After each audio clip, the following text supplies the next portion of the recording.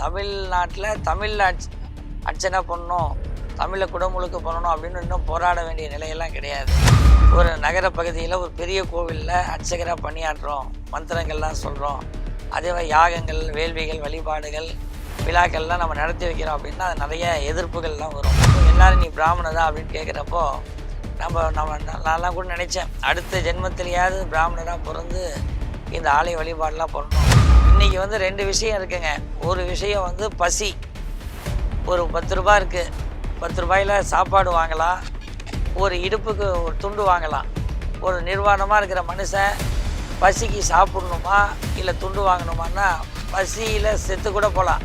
ஆனால் துண்டை கட்டிட்டு தான் நிர்வாணம் இல்லாத வெளியே வரணும் கவர்மெண்ட். உலகெங்கும் இருக்கின்ற தமிழ் சொந்தங்களுக்கு வணக்கம். நான் வந்து தமிழ்நாடு அரசுடைய அனைத்து சாதியினரும் அர்ச்சகராகும் திட்டத்தில் படித்த மாணவர் சங்கத்திலேருந்து பேசுகிறேன். தமிழின அர்ச்சகர் சங்கம் அப்படின்னு வச்சுருக்கோம். என்னுடைய பேர் ராஜ விண்ணரசு. வந்து அர்ச்சகராக தொடர்ந்து பணியாற்றிட்டு வரோம். இப்போது திருச்செந்தூரில் வந்து தமிழ்லையும் குடமுழுக்கு பண்ணணும் அப்படின்னு வழக்கெல்லாம் தொடுத்துட்ருக்காங்க. அதெல்லாம் வழக்கு தொடுக்கிறதே தேவையில்லாதது. தமிழ்நாட்டில் தமிழில் அர்ச்சனை பண்ணணும், தமிழில் குடமுழுக்கு பண்ணணும் அப்படின்னு இன்னும் போராட வேண்டிய நிலையெல்லாம் கிடையாது. தமிழ்நாடு அரசு மாண்புமிகு முதல்வர் ஐயா மு க ஸ்டாலின் ஐயா அவர்கள் இந்த அனைத்து சாதியின அர்ச்சகராகும் திட்டத்தை செயல்படுத்தி 2000 ஆண்டுகள் இன போராட்டத்துக்கு முற்றுப்புள்ளி வச்சு இன்றைக்கு வெற்றிகரமாக செயல்படுத்தி அந்த மாணவர்கள்லாம் பணி நியமனம் பண்ணியிருக்காங்க. இப்போ ஆகம கோயில், ஆகம இல்லாத கோயில்னு கணக்கெடுப்பு பண்ணிகிட்ருக்காங்க. உச்சநீதிமன்றத்தில் தீர்ப்பு வந்திருக்கு. இப்போ அதையும் இந்த மாணவர்களுக்கு பணி நியமனங்கள்லாம் பண்ண போகிறாங்க. இவ்வளோ நேரங்காலம் கூடி வர இந்த நேரத்தில் தமிழில் குடமுழுக்கு பண்ணணும் அப்படின்னு வழக்கு தேவையில்லாதது. ஏன்னா ஏற்கனவே 2 வருஷத்துக்கு முன்னாடி கரூர் பசுபதீஸ்வரர் கோவிலில் குடமுழுக்கு பண்ணுறப்போ ஒரு வழக்கு இதே மாதிரியே வந்தது, தமிழ்லையும் குடமுழுக்கு பண்ணணும் அப்படின்னு.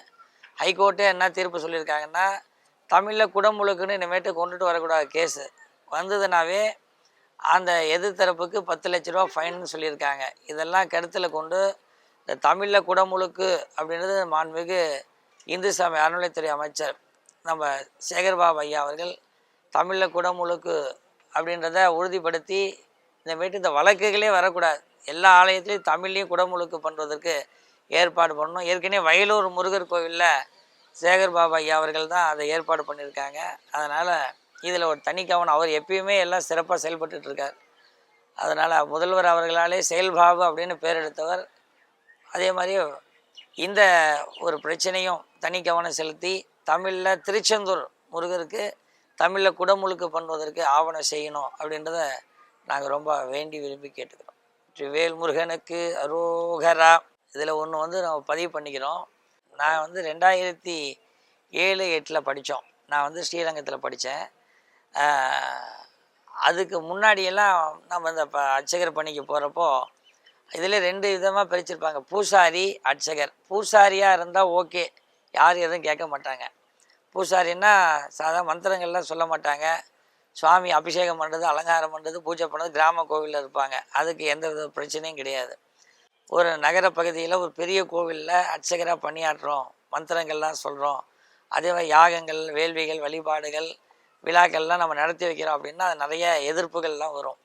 அப்போ எல்லோரும் நீ பிராமணதா அப்படின்னு கேட்குறப்போ நான்லாம் கூட நினச்சேன், அடுத்த ஜென்மத்திலேயாவது பிராமணராக பிறந்து இந்த ஆலய வழிபாடெலாம் பண்ணணும் அப்படின்னு. ஆனால் முத்தமிழ் அறிஞர் டாக்டர் கலைஞர் ஐயா அவர்கள் அடுத்த ஜென்மெல்லாம் வேணாம், இந்த ஜென்மத்திலே உங்களெல்லாம் நான் அர்ச்சகர் ஆகிறேன்னு சொல்லி அனைத்து சாதியினரும் அர்ச்சகரான திட்டத்தை கொண்டு வந்து எங்களை எல்லாம் படிக்க வச்சார். அப்புறம் அந்த சுப்ரீம் கோர்ட்டில் வழக்கு இருந்தனால அதெல்லாம் பணி நியமனம் பண்ண முடியாத சூழ்நிலையில் இப்போது வந்து 2002 மாண்புமிகு தமிழ்நாடு முதல்வர் ஐயா ஸ்டாலின் ஐயா அவர்கள் இந்த அனைத்து சாதியின அர்ச்சகரான திட்டத்தில் படித்த மாணவர்களை ஒரு 24 பேரை பணி நியமனம் பண்ணியிருக்காரு. சமயபுரம் போன்ற, வயலூர் போன்ற புகழ்பெற்ற கோவிலில் பணி நியமனம் பண்ணியிருக்காரு. இது நிறைய வழக்குகளால் அப்புறம் இந்தியாவில், தமிழ்நாட்டில் மட்டும் இல்லாத இந்தியா முழுக்க ஒரு 14 மாநிலங்களில் வழக்கு போட்டாங்க. இந்த வழக்கு வந்து 22ஆவது நூற்றாண்டு, இன்னும் 1000 வருஷம்னாலும் இது அந்த வழக்குகளை விடமாட்டாங்க. அவங்க வழக்கு போட்டுகிட்டே தான் இருப்பாங்க. நம்ம வந்து இதில் தனி கவனம் செலுத்தி இந்த அனைத்து சாதியின அர்ச்சகராகும் திட்டத்தை செயல்படுத்துறதுக்கு நம்ம தமிழ்நாட்டு இப்போ நான் இந்த திட்டம் வந்து ஏதோ ஒரு 100 பேர் படிச்சிருக்காங்க, 500 பேர் படிச்சிருக்காங்க, இந்த வேலை வாய்ப்பு அப்படின்னு யாரும் நினைக்காமல் இதில் உடன்பாடு இருக்கக்கூடிய தமிழர்களையும் தமிழையும் தூக்கி பிடிக்கக்கூடிய அரசியல் கட்சிகள், அரசியல் சாராத இயக்கங்கள் அத்தனை இதுக்கு ஆதரவு தெரிவிக்கணும். இன்றைக்கி வந்து 2 விஷயம் இருக்குங்க. ஒரு விஷயம் வந்து பசி. ஒரு 10 ரூபா இருக்குது, 10 ரூபாயில் சாப்பாடு வாங்கலாம், ஒரு இடுப்புக்கு ஒரு துண்டு வாங்கலாம்.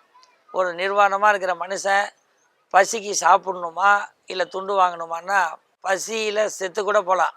ஆனால் துண்டை கட்டிட்டு தான் நிர்வாணம் இல்லாத வெளியே வரணும் கௌரவமாக. அது போன்றது இன்றைக்கி நாட்டில் எத்தனையோ பிரச்சனைகள் இருந்தால் கூட இந்த நம்ம வந்து 2ஆம் தர குடிமக்களாக சொந்த நாட்டில் இந்த இடத்துக்கு நீ வர முடியாது, கருவறைக்கு வரக்கூடாது, தொடக்கூடாது, தொட்டால் தீர்த்து பார்த்தால் பாவம், இதெல்லாம் இருக்கக்கூடாது. ஆகமன்றதே இதெல்லாம் நீங்கள் மேற்கோள் காட்டக்கூடாது. அப்படி பார்த்தீங்கன்னா ஆகமத்தில் நல்லா சொல்லியிருக்கார். யார் சொல்லியிருக்கார்? பெருமாளே அது தன்னுடைய வாயால் சொன்னது பாஞ்சராத்திர ஆகமம்னு பேர். பாஞ்சராத்திர ஆகமத்தில் இருக்குது. நீங்கள் எந்த சாஸ்திரத்தில் நிபுணர் வேணாலும் கேட்டுங்க. என்னென்ன மொழியில் தேவ பாஷை அப்படின்னா திராவிடம், பிராகிருதம், சம்ஸ்கிருதம். திராவிடன்றது தமிழ், தெலுங்கு, மலையாளம், கன்னடம், துளு. இது 5ம் திராவிட பாஷை. பிராகிருதன்றது நேபாள் நாட்டுடைய தேசிய மொழி. சம்ஸ்கிருதன்றது வடமொழி. இது 7 மொழிகளிலும் தேவ பாஷைன்னு ஆகம சாஸ்திரத்திலே சொல்லியிருக்கு. அப்படியே நீங்கள் தமிழை எதுக்குறீங்க? தமிழெல்லாம் இனிமேட்டு எதுக்கணும்னு சொல்லக்கூடாது. தமிழ்நாட்டில் தான் எல்லாம் எழுச்சவாயின்னு பண்ணிகிட்ருக்கீங்க. வேறு நான் ஆந்திராவில் போய் நீங்கள் தெலுங்கு எடுத்து பாருங்கள். ஆந்திராவில் போய் தெலுங்கில் வழிபாடு பண்ணக்கூடாது நீ சொல்லி பாருங்கள். எனவே உங்கள் அத்தனை அரசியல் இயக்கங்களும் அரசியல் சாராத தமிழ் ஆர்வலர்களையும் அந்த தமிழின் அர்ச்சக சங்கத்தின் சார்பில் உங்களெல்லாம் மன்றாடி கேட்டுக்கொள்கிறேன். நேரம் காலம் கனிந்து வந்திருக்கிற இந்த நேரத்தில் நீங்கள் எல்லாரும் ஆதரவு தெரிவித்து இந்த வழக்குகளை எல்லாம் உடைச்சி தமிழ் இனத்தை சார்ந்த நம்ம தமிழ் சொந்தங்களை கருவறையில் அர்ச்சகராக பணி நியமனம் செய்கிறதுக்கு நீங்கள் பாடுபடணும்.